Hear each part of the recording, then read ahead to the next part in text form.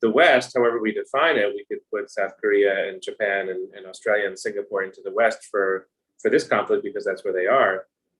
The West is in a state of semi-war with Russia. It's not been declared. We don't have boots on the ground, or maybe here and there a few for training purposes, but we don't have boots on the ground. But we're supplying weapons in a way that's much more open than was typically the case during the Cold War. This is not really a proxy war. I would say it's a war. And there's no ambiguity about what side Europe and the United States are on. I think we have to acknowledge, whatever Macron says about dealing with Russia and an eventual home for Russia in Europe's security architecture, that Putin's war aims are extremely radical. And he may well wish to sort of wipe Ukraine from the map, either by conquering most of its territory or just by making life impossible for Ukrainians.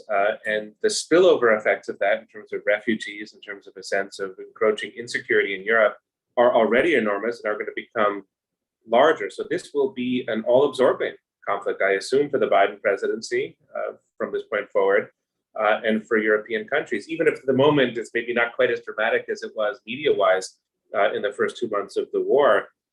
It's going to change everything in Europe, and it's going to demand all kinds of resources and attention of policymakers, and it will last as long as Putin carries forward the war, which could well be for many years. So we're in a terrible, terrible situation.